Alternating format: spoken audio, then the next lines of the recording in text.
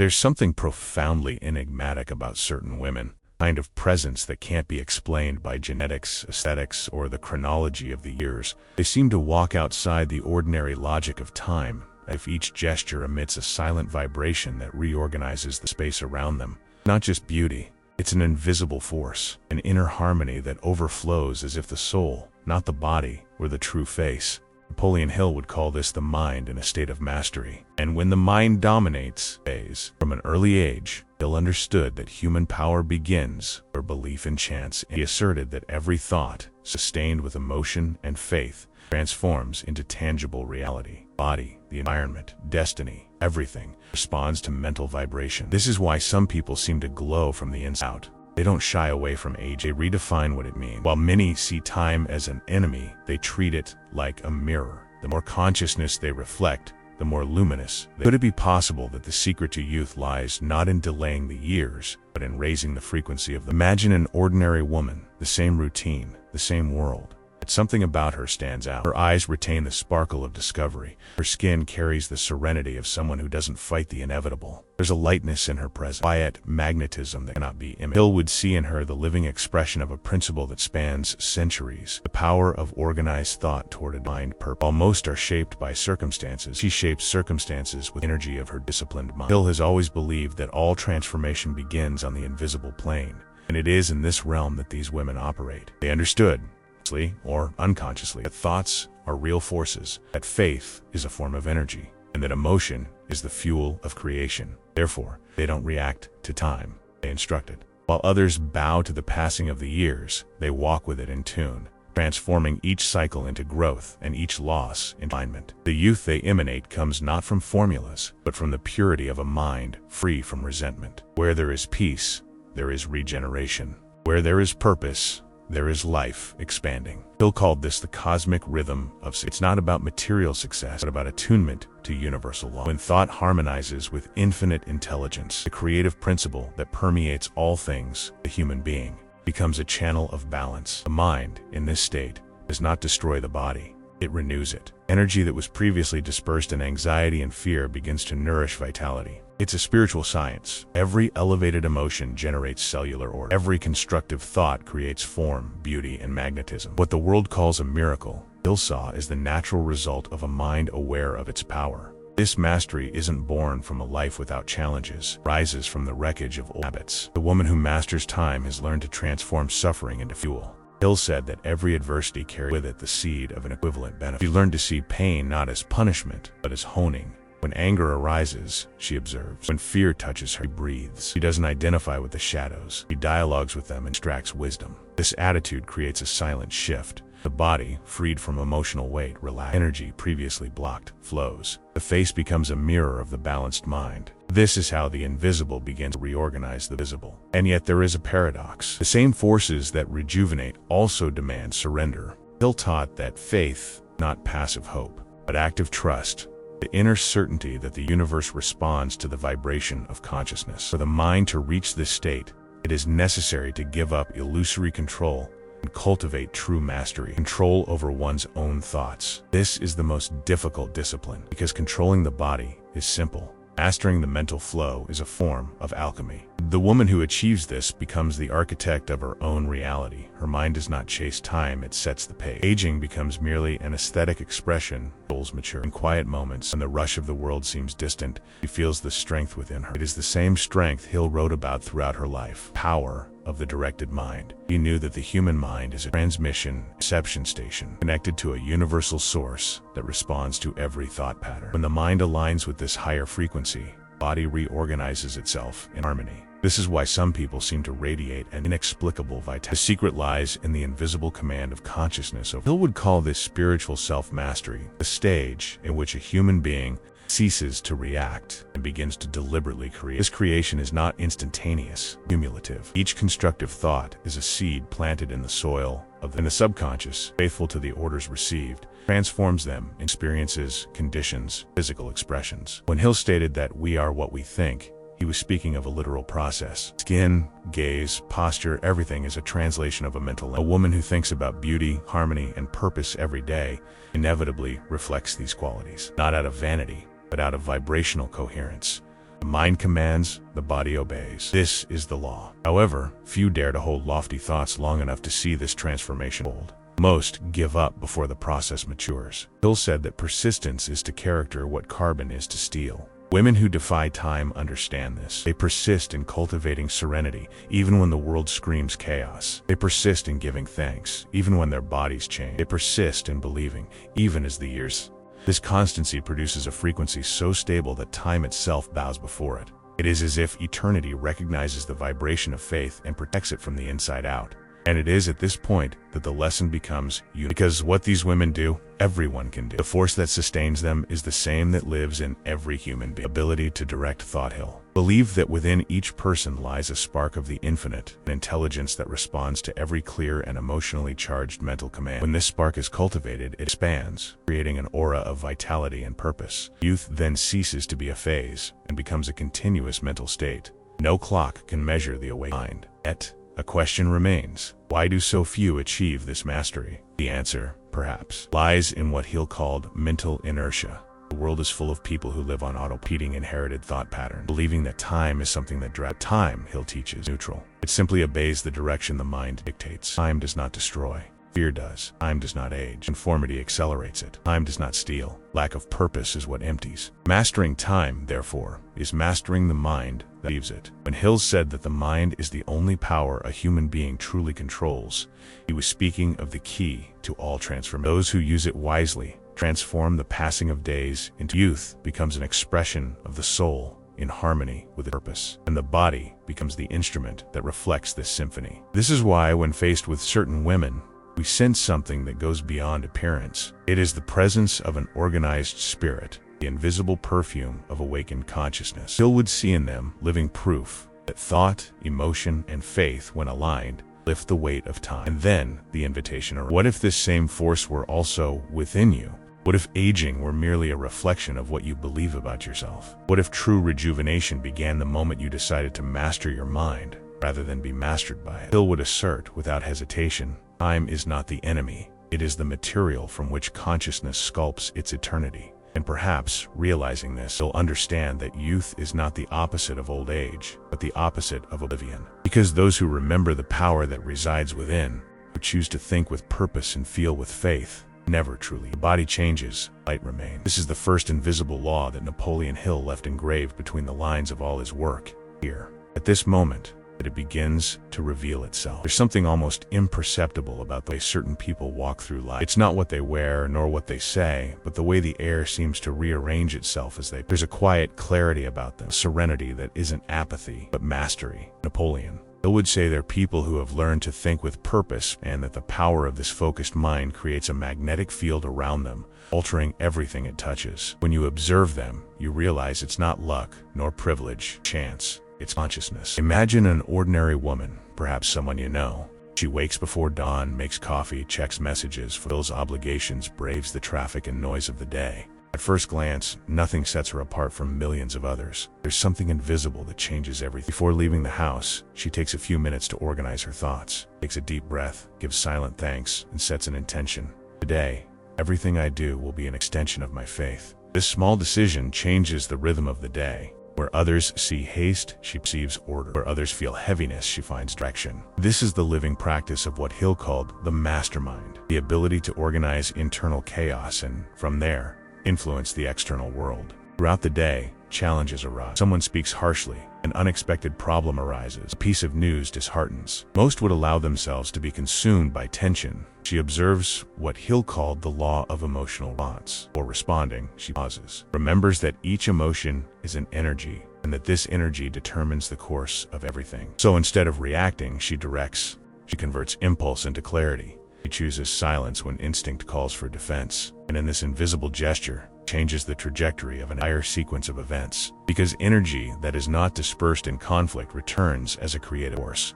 Hill always insisted that thought only gains real power when accompanied by disciplined emotion. It is not blind desire that transforms, but lucid faith. The kind that knows the mind is the channel between the invisible and the visible. The woman who lives this way discovers, little by little, that her inner state alters even the space around her. People calm down in her presence.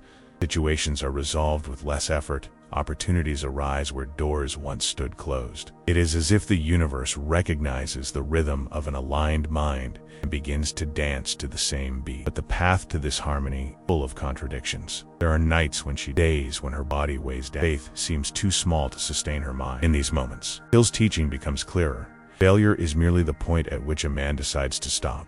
She doesn't stop. She learns to see fear as a teacher. She remembers that even discouragement is the raw material for strength, if used consciously. So she writes, reflects, prays, walks in a gesture that reconnects her with the silent center within. And gradually, what seemed to crumble reassembles. The mind regains command, the body responds, the radiance returns. It's not a miracle. It's applied mastery, the science of the mind in action. One afternoon, she walks into a cafe and runs into an old friend. Years before, they studied together, dreamed together, but on their separate ways. Her friend seems tired, though still young. She complains about everything: her age, her work, her lack of time, the wrinkles that have begun to appear. Between sips, he asks, "How do you still manage to seem so light? It's like time doesn't touch." The woman smiles, but doesn't respond immediately. Hill said there are truths that can't be explained with words, only with vibration, yet she tries. "It's not that time doesn't touch me, it's that I learned to touch it back. When I started paying attention to what I think, everything started paying attention to me." Her friend laughs, doubts, changes the subject. But for a brief moment,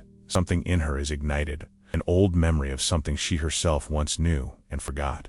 This simple scene holds one of the greatest secrets of Hill's teaching. A disciplined mind, aegis, elevated thinking, awakens resonance in those who perceive it, even if only for a few seconds. This is how the world changes, not through grand speeches, but through silent vibrations that rekindle the dormant spark in others. And suddenly, everyday life becomes the laboratory soul teaches. Every line, every look, every word is an opportunity to put the mind to the test. Hill said that faith without action is merely hope. True faith is dynamic. It breathes, observes, and it is in this constant creation that the mystery reveals itself. The more this woman aligns with her conscious mind, the more time seems to obey her serenity. While others rush, she moves slowly, but she arrives first. Doors open effortlessly. Right encounters happen. What seemed like coincidence repeats itself so often that it ceases to be chance. Hill called this applied synchronicity, the practical translation of mental law into opportunity. He understood that when the mind is aligned with purpose,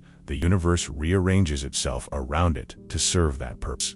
One night, he wakes at 3 a.m, overcome with restlessness. The clock glows in the darkness, and the silence of the house feels heavy. Hill taught that these moments are not coincidences. They are calls from the subconscious asking for reason. She gets up, lights a candle, and writes, "What do I need to learn now?" The answers come not in words, but in sensation. A memory emerges, something she hasn't yet forgiven, a part of herself she tries to ignore. And in that moment, she understands that the youth of the soul depends on the lightness with which we deal with what forgiveness, she realizes, is not just spirituality. It is mental hygiene. What accumulates within us manifests itself outside, and time accelerates where the mind hardens, closes her eyes, surrenders, breathes. When the day dawns, there is a new glow on her face. Nothing has changed on the outside, but everything has changed. This episode repeats itself in different forms in all our lives. How often does the body show signs that the soul tries to hide? How often are exhaustion, lines on the face, and sadness, without apparent cause, merely the physical expression of a forgotten thought, a harbored resentment, neglected faith? Hill said that the mind is the field where man sows the seeds of his own destruction, or the woman in the cafe, the one who learned to think purposefully, already understood this. Every thought is a seed, and she chooses daily what to plant. Little by little, her life transformed. No matter just the invisible constancy of someone who insists on living from the inside out. Time passes, but it doesn't dominate her. She learned what Hill always tried to teach. Power lies not in resisting the inevitable, but in controlling the meaning we give to each experience. Youth is not a biological miracle, but a state of mind that renews itself with each conscious choice. So, while the world moves on, she walks. While others worry about tomorrow, she sows intentions in the present. While some seek formulas, she practices presence. There are difficult days, yet even on them she remembers the phrase Hill repeated with a firm voice. Every temporary defeat carries within it the seed of an equivalent advance. This is the faith that sustains her, the thought that reprograms her biology, and the invisible law that makes time hesitate before her calm. And when someone asks what this glow enveloping her is, smiles. She knows there's no way to explain what it feels like when ally of eternity. Hill would say, this is living proof of the power of organized thought, the exact point where spirit and matter meet and for an instant forgets to pass. There is a silent frontier within the mind that few dare to cross. It is the point where thought becomes living energy and the invisible begins spawned. Napoleon Hill believed that true human transformation occurs precisely at this threshold, when consciousness ceases to be a spectator and assumes the role of creator. He said that the mind is an alchemy studio, where emotions, ideas, and desires are the basic elements in the construction of destiny. But what almost no one understands is that this alchemy operates not only in business, wealth, or material success. It acts more profoundly on the body itself, on the living matter that translates every mental vibration. Think of the times your body contracted in the face of fear. Mornings when hope brought an inexplicable lightness. The body never lies. It records every thought, every belief, every emotional memory. Hill understood that the body is the archive of the subconscious, the physical mirror of the invisible mind. Therefore, aging for him was less a consequence of time and more the result of an accumulation of mistakes. He said that most people grow old not because the body wears out, but because enthusiasm, when the mind closes itself off to the new, time finds a crack through which it can seep. This realization changes everything, because if time is, in essence, a vibrational response, they're not victims of it, participants. Hill believed that the human soul is a magnetic field in constant dialogue with the universe. The energy we emit returns, shaping the reality we experience. This is also true of the body. Aging accelerates where there is resistance, fear, and guilt. It softens where there is acceptance, purpose, and serenity. The woman who understands this transforms every emotion into raw material for rejuvenation, doesn't shy away from the mirror, uses it as an instrument of awareness.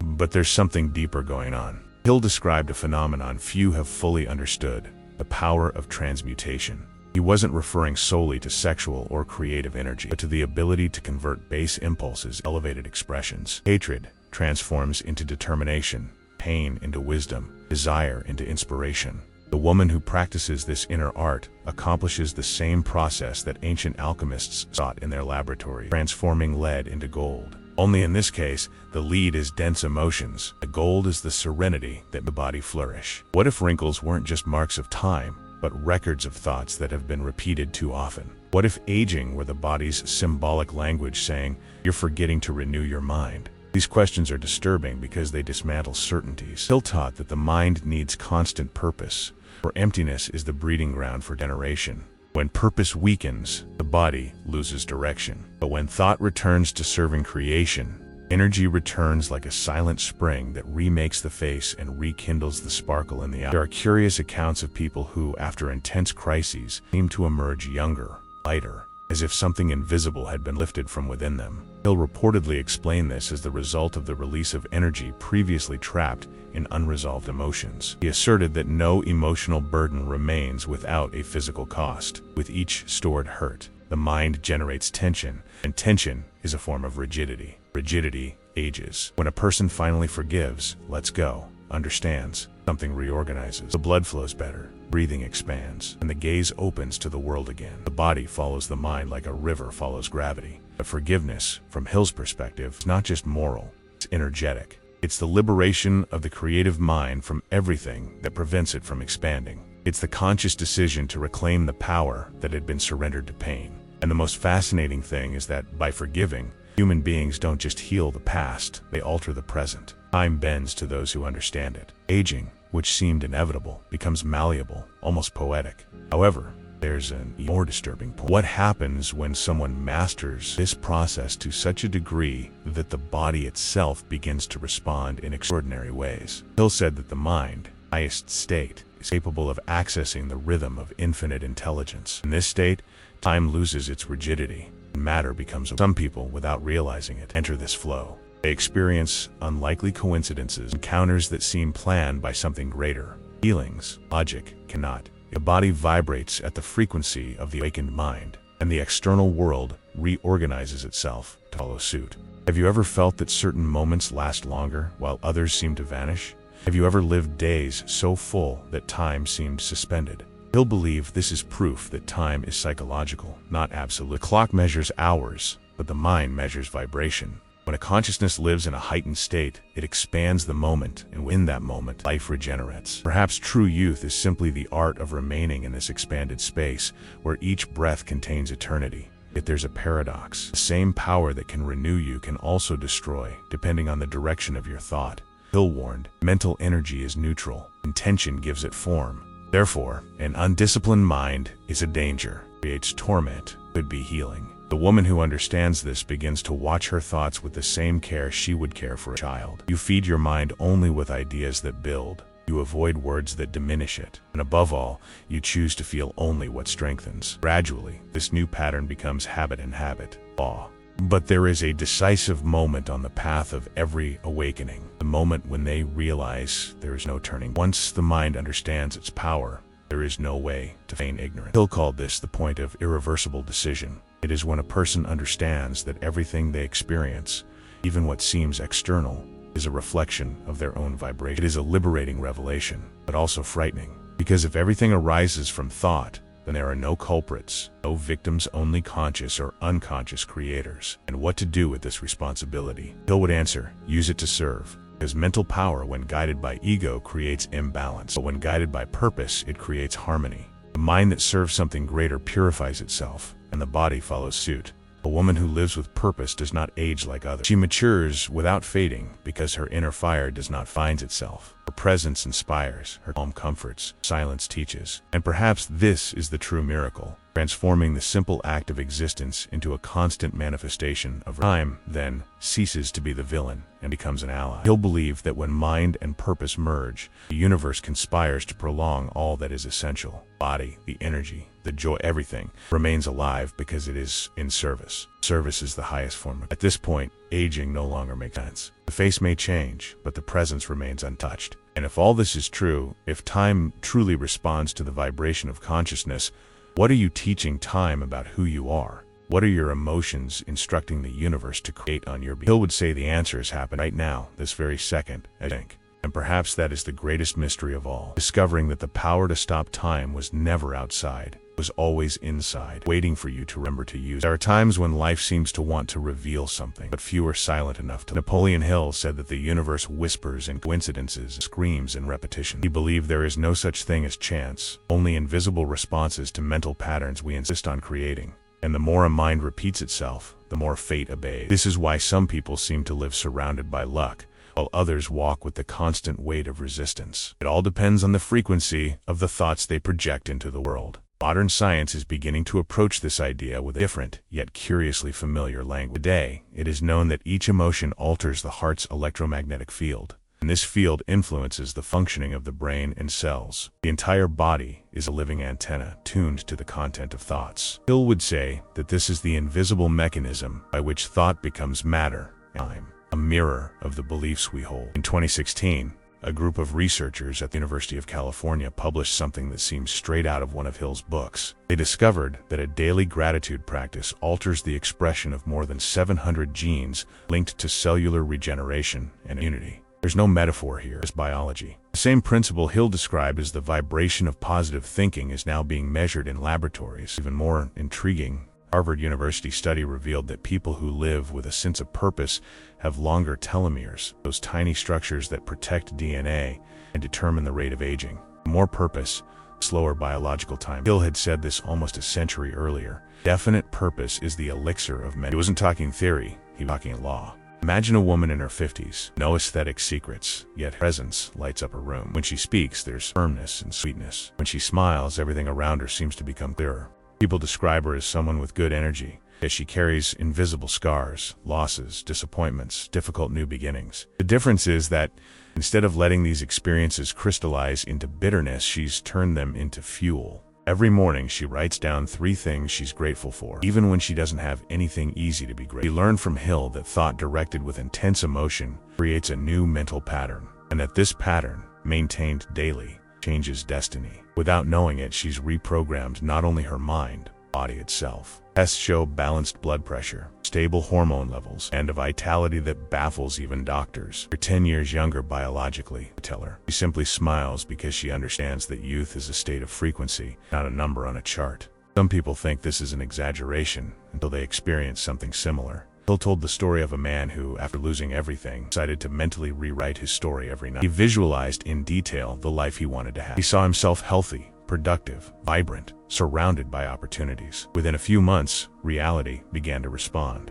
He regained his vigor, received an unexpected job offer, and rebuilt what seemed lost. Medicine would call this the placebo effect. Hill called it applied faith. The difference is that he saw the placebo not as an illusion, but as proof that the mind governs the body. Man is what he believes himself to be. Believing, therefore, is not an act of naivete. It is a vibrational command that reprograms, but not all stories follow the expected path. In 1943, Hill recounted an episode that never appeared in pop. At one of his lectures, an elderly woman approached him and told him she had read, think, and grow rich every day for 10 years, without any major external changes. I apply everything, but nothing changes. Hill asked, "Do you believe it's possible to change?" She responded hesitantly. He then explained that repeating mental formulas without faith is like planting seeds in dry soil. Words are tools, but faith is the fire that animates them. The woman wept. Understanding something books couldn't teach, it's not enough to repeat. You have to vibrate. And 3 years later, Hill received a letter. She had overcome a chronic illness and restarted her life as a philosophy professor, stating that the body responded when the heart believed. Interestingly, current science continues to confirm Hill's intuition. Researchers at the HeartMath Institute have shown that feelings like love and compassion create a physiological state called cardiac coherence. In this state, the heart, brain, and breathing become synchronized, generating hormonal balance, accelerated cellular regeneration. When the mind becomes coherent, the body literally reorganizes it. This means that calmness is not only a spiritual virtue, but a biological mechanism of action. Hill would say that this is the harmony between mind and soul, the true source of personal power. What if all healing were ultimately a return to lost harmony? What if accelerated aging were simply the body trying to compensate for the mental confusion of a directionless life? Hill asserted that internal imbalance always manifests itself externally. What we call illness, he saw as communication. The body speaks when the mind is silent. Therefore, he insisted on the need for mental discipline, not to repress emotions, but to purify them. Fear, anger, envy, guilt, all are usable energies if converted into motivation. But when they stagnate, they rot. Vital energy. Hill was once asked how to explain this force in rational terms. He responded with a simple phrase: "You don't need to understand electricity to turn on a light." This is one of the most uncomfortable truths of his. He knew that thought is a form of energy, but he didn't try to prove it. He just applied it. And it's this practical application that transforms lives. The woman in the previous example writes down her gratitude every morning. May never have read anything about heart coherence, but intuitively she lives by the same principles. Her faith translates into daily actions, and her actions keep her body in a constant state of renewal. In moments of introspection, when people look back and say, "Time passed too quickly," perhaps what they're really saying is, "I lived without enough awareness to savor the moment." He'll believe that mindfulness, true antidote to the aging of the soul. Time doesn't pass faster for some than for others. What changes is the intensity with which one lives each moment. When the mind is scattered, time slips away. When the mind is present, time expands. This is why deeply creative people, or those passionate about what they do, seem younger. They live in a state of immersion. Immersion is the opposite of. There's an intriguing story about Thomas Edison. Hill considered one of his greatest role models. Even at 80, Edison maintained a routine that exuded vitality. He walked long distances, worked late, laughed like a boy at each new discovery. When asked about his secret, he replied, "I never cease to amaze myself." Hill saw this as the perfect explanation for enduring youth. Curious mind, it is always creating new neural pathways, fueling the flame of novelty, keeps energy flowing. Boredom, therefore, is the true enemy of vitality. But what does all this mean for those who live amid the chaos of the modern world, surrounded by distractions, fears? It means that Hill's ancient wisdom remains the most revolutionary. To master the mind, to master time. He said that the average human thinks randomly, while the awakened being thinks intentionally. The difference between aging and evolving lies in the quality of this thinking. When one learns to observe without judging, to be grateful before demanding, to create before reacting, something profoundly transforms. The body, obediently, follows the new mental music. What if this music were the language by which the universe recognizes? Hill suggested that each mind vibrates to a unique note, and that destiny is composed of the melody we emit each day. When we become out of tune with fear and anger, time becomes dissonant. But when we find the tone of faith and clarity, time harmonizes. So what we call a miracle is simply reality, responding to the right note. Toward the end of his life, Hill often repeated a phrase that few fully understood. The man who controls his thoughts controls the time in which he today. Amid scientific studies and real-life stories, this phrase sounds less like philosophy and more like a natural law. Perhaps the secret is not to fight against time, but to learn to shape it consciously. Because the moment the mind calms, the body listens, the heart balances, and the universe responds. And in that silent moment, the impossible seems merely a matter of attunement. There are moments when life seems to put everything to the test: faith, patience, strength. This is when the world becomes silent and every thought echoes like lightning within. Napoleon Hill said that in these moments, the universe is not punishing us, but testing the steadfastness of our vibration. He believed that every great turning point happens right after the point at which many give up. And it is at this threshold between despair and decision that the mind reveals who truly commands. Fear. Most surrender to fear and return to square one. But a select few cross the invisible boundary, discover that the power to change doesn't come. It arises the moment one chooses to believe, even when nothing makes sense. Imagine a woman standing in front of the mirror, exhausted after months of frustration. Everything seems lost: her work, her relationships, even the sparkle in her eyes. She sees herself aged, not just in her skin, but in her soul. Hill would say that this is the moment when time tries to convince her she's won. It's also the moment when fate watches, waiting for her choice: give up or fight back. In the silence of the early morning, she takes a deep breath and whispers to herself, "This is not the end. It's the beginning of mastery." The words come out shaky, but true. And it's enough, because the decision not to accept the end is already an act of creation. Hill said that power always responds to the most persistent emotion. That night, unbeknownst to her, she begins to rewrite time itself. In the following days, nothing changes immediately. Something inside her shifts. Her automatic reactions diminish. Her gaze turns inward. Hill called this taking back control of her thoughts. And this resumption, the silent, is a revolution. She begins to observe her mind like one would observe a wild horse. She recognizes its strength, but doesn't allow fear to dominate her. She begins to nourish herself with positive ideas, avoids complaints, and replaces judgment with gratitude. The people around her find it strange. How can someone in the midst of chaos seem more serene? She simply responds, "I've discovered that fighting life ages me, but learning from it renews me." Then something unexpected happens. One day, in the middle of work, she feels a wave of intense calm, as if time has slowed down. The voices around her fade away, and for an instant, everything seems to align. Hill would call this the moment of attunement with infinite intelligence. It's when the mind shuts out the noise and connects with the source. Minutes later, she solves a problem that has plagued her for weeks with almost supernatural clarity. It's not luck, alignment. That day on, unlikely events began to repeat themselves. Opportune encounters, perfectly timed ideas, subtle signs that confirm that something invisible is cooperating with it. The more the light grows, the more the shadows try to return. Doubts arise, old habits, inner voices say, "It won't work." Hill warned that every mind in the process of transformation will be challenged to test its faith. Fear returns disguised as logic, discouragement as prudence. This is when most retreat. But she decides to resist. Instead of asking for ease, she asks for strength. Instead of asking why, she asks for what. This simple shift in question creates a turning point. What once seemed like punishment now feels like direction. She understands that time was never her enemy. It was merely the mirror of her belief. Days later, on an ordinary morning, something within her awakens completely. She realizes she no longer thinks as before.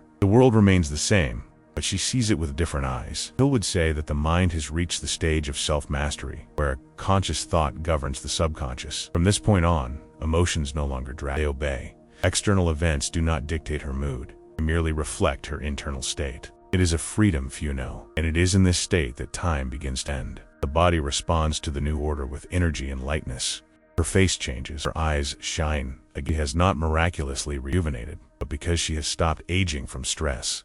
There is one night, however, that marks everything. During a dream, she finds herself walking down a long, empty corridor. At the end, a door. When she tries to open it, fear paralyzes her. Then she hears a voice, calm, firm, unmistakable, saying, "Time does not hold you back. You hold the key." She awakens with her heart racing and tears in her eyes. She knows it wasn't just. Hill would call it subconscious communication with universal intelligence. The unconscious delivering the answer the conscious wasn't. From that moment on, she resolves to never again fear to control the clock of her life. In the following months, her transformation becomes evident. Not because everything has become easy, but because nothing destabilizes her the same way. She learned the secret Hill repeated for decades. Peace is the most productive state of mind. And within this peace, there is movement, there is creation, there is youth. Time flows differently for those who live coherently. The years pass, they don't wear us down. They refine us. Obstacles continue to arise. She faces them with a gaze that no longer fears learning. And then the day comes when someone, upon meeting her, comments, "You look different,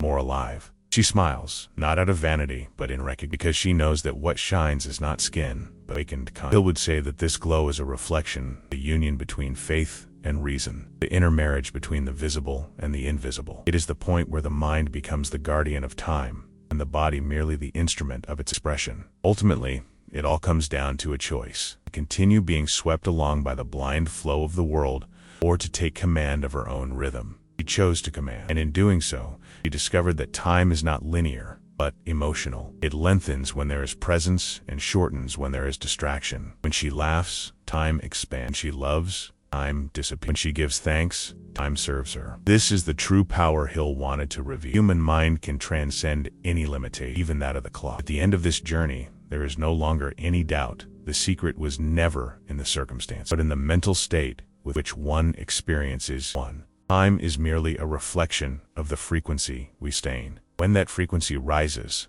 the impossible begins to seem natural. The woman who once believed she was at the end now walks toward infinity, not because she has conquered time, but because she has learned to dance with it. And to the beat of this dance, the entire world changes rhythm, as if recognizing the mind, when awakened, is the only force capable of stopping the clock. There are moments when everything seems to split in two.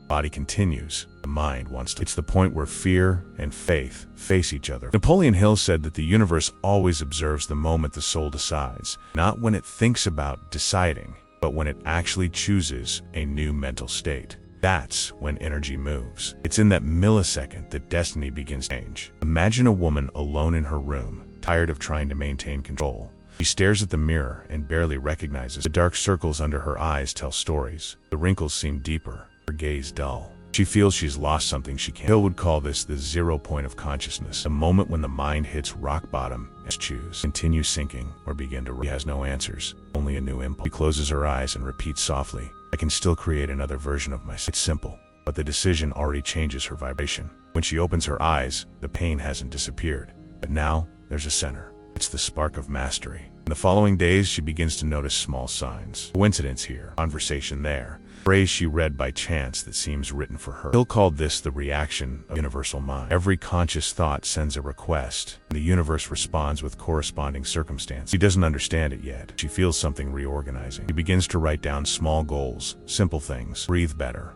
walk in the sun, be grateful for something. Life is still hard, but the weight lessens. Time, which once seemed like an enemy, slows down. The days become longer and brighter, but every expansion awakens resistance. One afternoon, bad news shatters her pride. For hours, everything seems to fall apart.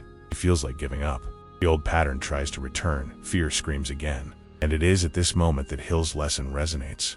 No defeat is permanent unless you accept it. She takes a deep breath, closes her eyes, and repeats the phrase like a mantra. Slowly, she realizes that calm is not the absence of chaos, mastery over. The mind obeys, the body relaxes, time bends. The clock continues to tick, but despair loses its grip. She survives the storm, and without realizing it, passes through an invisible portal, the point where consciousness overcomes instinct. In the following days, people notice something different, feel lighter. She can't explain. Hill would say this is the vibration of applied faith, the moment when mental energy ceases to be theory and begins to operate as a force field. Her gaze changes, her body responds. She discovers that youth is not a gift, but a consequence of balance. Each time she refuses to react with anger, she preserves vital energy. Each time she forgives, she frees her body from the invisible poison of guilt. It's spiritual science in action, the same principle Hill described as transmuting negative energy into fuel.